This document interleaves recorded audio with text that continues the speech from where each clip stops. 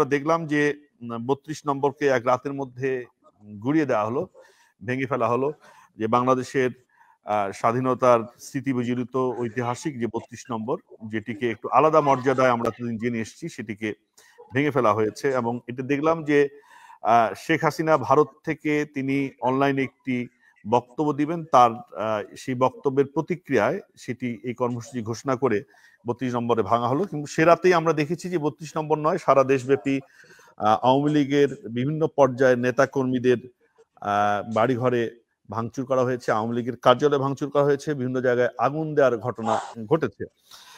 এবং সেটি বলা হচ্ছে যে এটি একটা ঐক্যবদ্ধ, ছাত্ররা ৬ মাসের মাথায় আবারও ঐক্যবদ্ধ হয়ে তাদের যে ক্ষোভ, তাদের যে রাজনৈতিক যে অবস্থান সেটি জানান দিয়েছে। এবং এই দেশের মাটিতে তাদের ভাষায় যে পতিত স্বৈরাচারের কোনো সুযোগ নেই, দাঁড়াবার কোনো সুযোগ নেই। আমরা দেখছি যেটি নিয়ে নানা রকম প্রতিক্রিয়া ব্যক্ত হতে দেখছি। সেই সময়ে আমরা দেখলাম যে বর্তমান সরকার এটিকে রক্ষার জন্য কোনো রকম ব্যবস্থা গ্রহণ করেনি, পরবর্তী যদিও তারা তাদের পক্ষ থেকে বিবৃতি দিয়েছে। এই ঘটনাটিকে আপনি কিভাবে দেখছেন, যেটিকে আন্দোলনের সেই ছাত্রদের অংশ হিসেবে, আন্দোলনের যে প্রতিক্রিয়ার অংশ হিসেবে আপনি কি দেখছেন, এবং এতে কার লাভ বা কার ক্ষতি হলো, কিভাবে দেখছেন ঘটনাটাকে? ধন্যবাদ। আপনি খুবই গুরুত্বপূর্ণ এবং খুবই ভাব গম্ভীর্যপূর্ণ একটি প্রশ্ন আমাকে করেছেন। এই প্রশ্নটার উত্তর, এই প্রশ্নটার গভীরতা অনেক ব্যাপক। আমি শুরুতে একটা কথা বলতে চাই, যেটা আমাদের ছাত্র সমন্বয়করা বলছে যে জাতিকে তারা একটা জায়গায় ঐক্যতে আনতে পেরেছে। কিন্তু যদি আমি দেখি ৩২ নাম্বার বঙ্গবন্ধুর বাড়ি যেদিন ভাঙা হয়েছে, সেদিন সেখানে কারা উপস্থিত ছিল, কারা হাতুড়ি বাটুলি দিয়ে অশ্লীল নৃত্য করেছে, কারা নানা রকম স্লোগান দিয়ে বাড়িটি ভেঙেছে, সেগুলো আমরা সংবাদ মাধ্যমে খুব ভালোভাবেই দেখতে পেয়েছি। যদি আপনি এটাকে ৫ই আগস্টের সাথে তুলনা করেন, তাহলে আমি এটাকে কোনোভাবেই এটা বলবো না যে এখানে বাংলাদেশের আপামর সকল মানুষের ওতপ্রোত অংশগ্রহণ ছিল। হ্যাঁ, বাংলাদেশের আপামর জনগণের ওতপ্রোত অংশগ্রহণ অবশ্যই ছিল, সেটা ৫ই আগস্ট ছিল। আর এটা এই কারণেই ছিল যে প্রধানমন্ত্রী তৎকালীন শেখ হাসিনা তিনি টানা ১৬ বছর বাংলাদেশে একচ্ছত্র রাষ্ট্র ব্যবস্থা পরিচালিত করেছে, এবং সেটা নিঃসন্দেহে একটা স্বৈর শাসন, যেখানে গণতন্ত্রের ছিটে ফোঁটাও আমরা কখনো খুঁজে পাইনি। সেটা অবশ্যই আমরা গণ অভ্যুত্থান এবং বাংলাদেশের আপামর সাধারণ মানুষের ওতপ্রোত অংশগ্রহণ বলতে পারি। কিন্তু শেখ হাসিনা পালিয়ে যাওয়ার বা শেখ হাসিনার মন্ত্রী পরিষদ পালিয়ে যাওয়ার অথবা আওয়ামী লীগ পালিয়ে যাওয়ার ৬ মাস পরে যখন একটি বক্তব্যকে কেন্দ্র করে শেখ হাসিনার একটি ছাত্রদের উদ্দেশ্যে একটি লাইভ বক্তব্যকে কেন্দ্র করে যখন ৩২ নম্বরে বঙ্গবন্ধুর বাড়ি ভেঙে চুরমার করে দেওয়া হয়, এবং সেই চুরমার করার দাগ যখন আপনার ফ্রান্স থেকে দেওয়া হয়, সেখানে যখন ইউটিউবাররা বলে যে দুমড়ে মুচড়ে দিতে হবে, মাটির সাথে মিশিয়ে দিতে হবে, মুজিববাদের কবর দিতে হবে, হ্যাঁ অবশ্যই দিবেন, আপনার যাকে মন চায় তাকে কবর অবশ্যই দিবেন। সেই বক্তব্যকে কেন্দ্র করে আপনি অবশ্যই ৩২ নাম্বারকে ভেঙে দিলেন। সেখানে একটি ত্রাহি ত্রাহি ভাব, সেখানে নারায়াত তাকবীর, আল্লাহু আকবার, অশ্লীল নৃত্য, নানা রকমের ঘটনার সাক্ষী আমরা হয়েছি।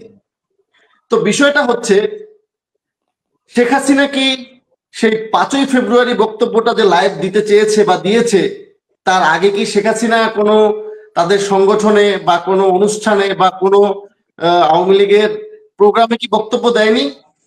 যদি আপনি স্মরণ করতে পারেন তাহলে দেখবেন ৫ই আগস্টের পরে তিনি কিন্তু কয়েকটা বক্তব্য বিভিন্ন অনলাইনে বিভিন্ন মাধ্যমে তিনি কিন্তু দিয়েছেন, সেটা প্রচারণাও কিন্তু টিভিতে মিডিয়ায় হয়েছে।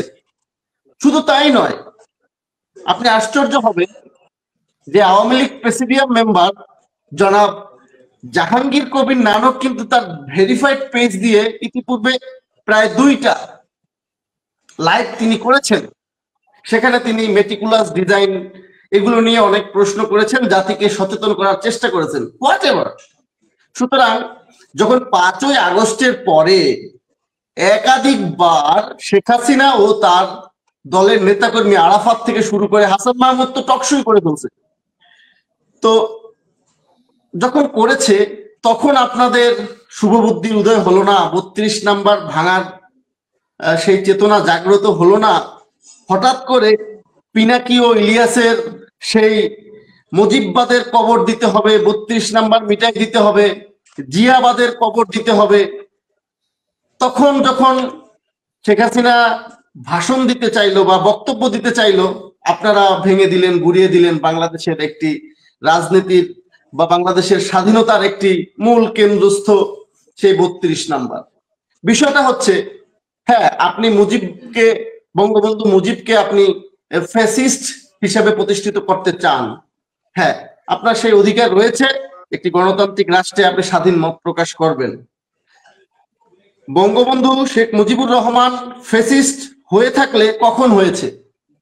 যখন কোন সন্তান মায়ের পেট থেকে ভূমিষ্ঠ হয় তখন কি সে চোর ডাকাত হিসেবে ভূমিষ্ঠ হয়? 1952 সাল থেকে শুরু করে 1971 সাল পর্যন্ত কি বঙ্গবন্ধু ফ্যাসিস্ট ছিল?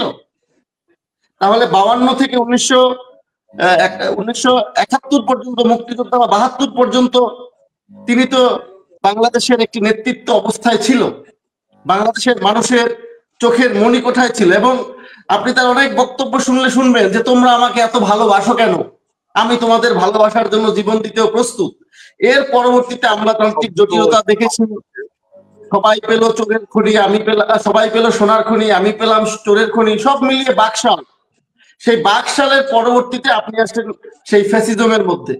তো বিষয়টা হচ্ছে ইতিহাসটাকে লালন করা, ধারণ করা দরকার, কিন্তু যখন আপনি 32 নাম্বার যখন ভেঙে দেন আর সেখানে যখন আপনি তাণ্ডব করেন আর পাকিস্তান যখন বিবৃতি দেয়, তখন স্বভাবতই হৃদয়ে প্রশ্ন জাগে যে স্বাধীনতার সপক্ষের শক্তি আজকে বাংলাদেশে রাজত্ব করছে, না স্বাধীনতার পরাজিত শক্তি বাংলাদেশে আধিপত্য বিস্তার করেছে?